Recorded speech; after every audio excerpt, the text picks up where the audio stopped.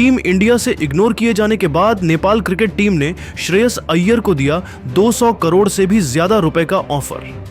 अब खुद Nepal cricket team के कप्तान रोहित पौडेल ने अय्यर के नेपाल से खेलने को लेकर कुछ ऐसा खुलासा कर दिया है जिसे सुनकर तो टीम इंडिया के फैंस में निराशा छा गई है।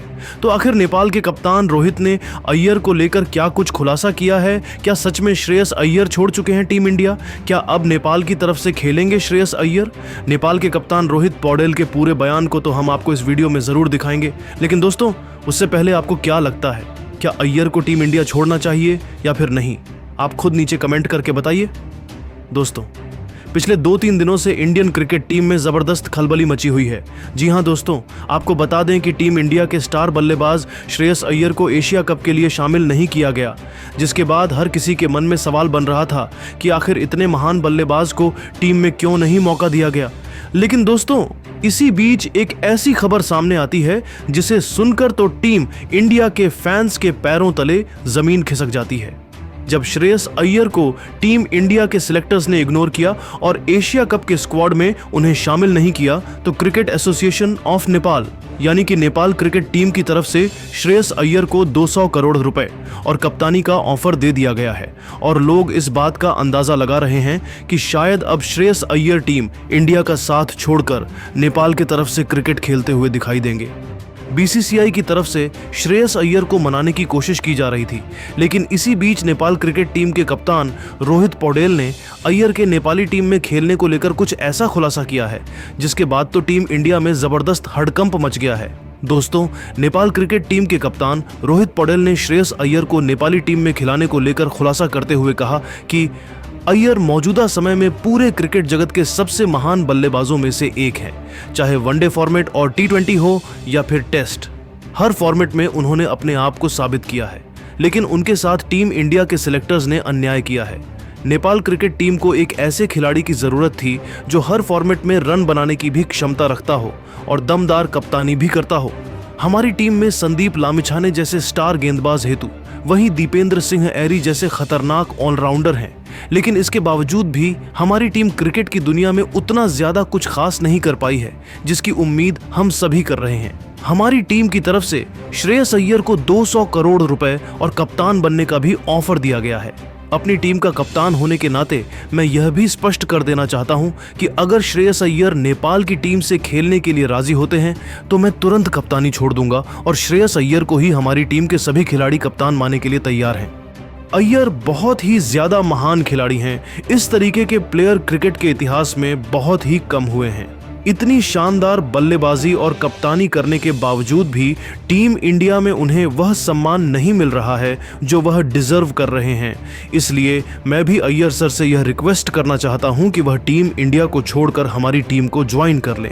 उनकी कप्तानी में हमारी टीम और ज्यादा आगे बढ़ेगी और मुझे भरोसा है कि वह नेपाल की टीम को इंडिया, ऑस्ट्रेलिया और इंग्लैंड की तरह मजबूत बना देंगे। तो दोस्तों देखा आपने कैसे अय्यर को नेपाल की टीम में खिलाने को लेकर खुद नेपाल के कप्तान रोहित पौडेल ने बड़ा खुलासा करके टीम इंडिया में हड़कंप मचा दिया है। लेकिन दोस्तों अब आप सभी को क्या लगता है, क्या श्रेयस अय्यर टीम इंडिया का साथ छोड़कर नेपाल द्वारा दिए गए ऑफर को एक्सेप्ट करेंगे या फिर नहीं? आप खुद नीचे कमेंट करके बताइए। दोस्तों अगर आप भी श्रेयस अय्यर को भारत का शानदार मिडिल ऑर्डर बल्लेबाज मानते हैं तो इस वीडियो को लाइक जरूर कीजिएगा। एशिया कप 2025 के लिए भारतीय क्रिकेट टीम का ऐलान हो चुका है, लेकिन इस स्क्वाड में एक ऐसा नाम गायब है जिसने अपनी बल्लेबाजी और कप्तानी से हर किसी का दिल जीता था। जी हां, हम बात कर रहे हैं श्रेयस अय्यर की, जिन्होंने IPL 2025 में पंजाब किंग्स को फाइनल तक पहुंचाया और 604 रन बनाए, वो भी 175 से ज्यादा के स्ट्राइक रेट के साथ। शानदार परफॉर्मेंस के बावजूद उन्हें नजरअंदाज कर दिया गया। यह खबर इतनी चौंकाने वाली है कि क्रिकेट फैंस से लेकर एक्सपर्ट्स तक हर कोई हैरान है और इस फैसले ने श्रेयस अय्यर को भी पूरी तरह तोड़ दिया। जी हां दोस्तों, श्रेयस अय्यर भावुक हो गए और उन्होंने BCCI और कोच गौतम गंभीर पर कुछ सनसनीखेज आरोप लगाए। क्या बोले श्रेयस? उनकी निराशा और गुस्से की वजह क्या है, यह आपको बताने जा रहा हूं। लेकिन उससे पहले आप नीचे कमेंट करके जरूर बताइएगा कि क्या श्रेयस को इस स्क्वाड में होना चाहिए था।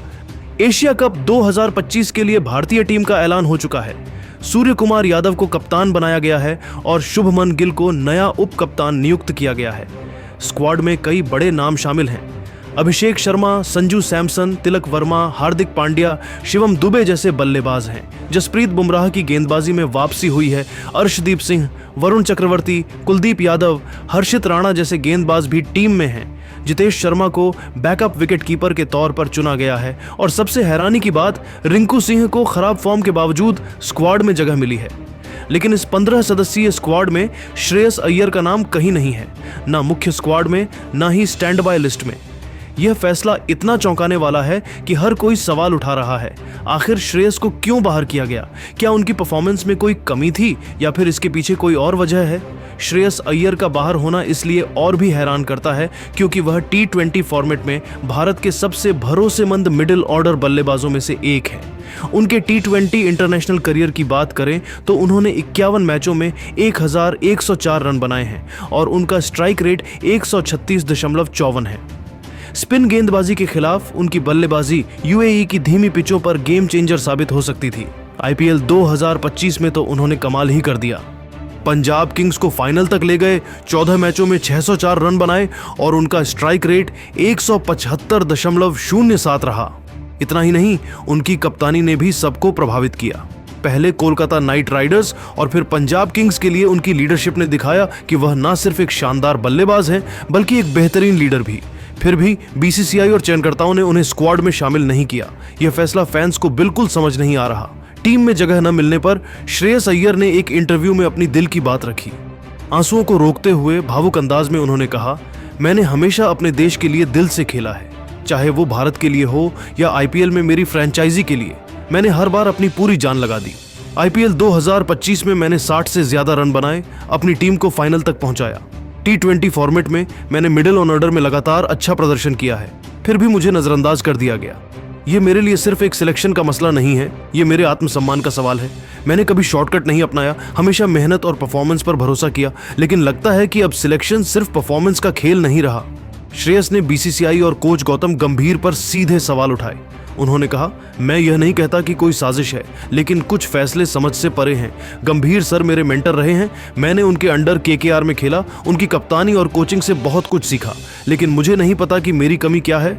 रिंकू सिंह जैसे खिलाड़ी जो पिछले कुछ समय से फॉर्म में नहीं है, उन्हें मौका मिला, लेकिन मेरे जैसे परफॉर्मर को बाहर रखा गया।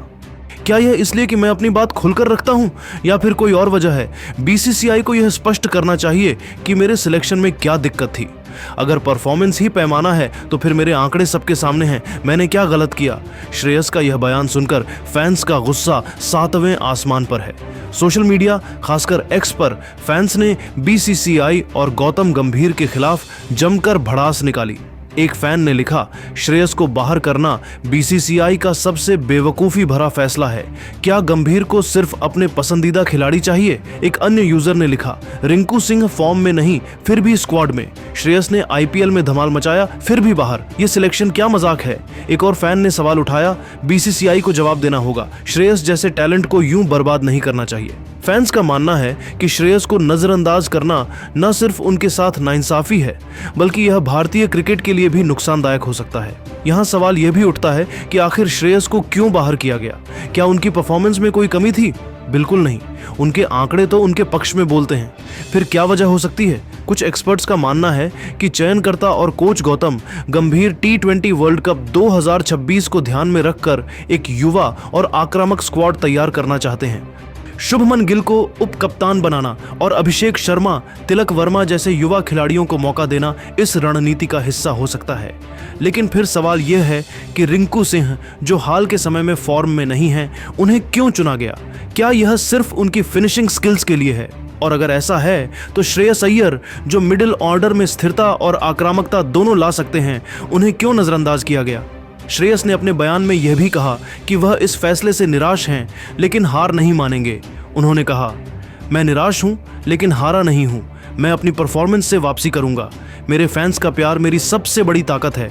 मैं यह साबित करूंगा कि मैं इस स्क्वाड में होने का हकदार था। मैं हर उस मौके का इंतजार करूंगा जहां मैं अपने देश के लिए फिर से खेल सकूं।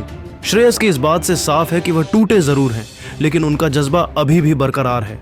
दोस्तों, ये पूरा मामला सिर्फ एक खिलाड़ी के सिलेक्शन का नहीं है, ये भारतीय क्रिकेट में चयन प्रक्रिया की पारदर्शिता पर भी सवाल उठाता है। जब एक खिलाड़ी इतनी शानदार परफॉर्मेंस देता है फिर भी उसे मौका नहीं मिलता, तो फैंस और खिलाड़ी दोनों के मन में सवाल उठना लाजमी है।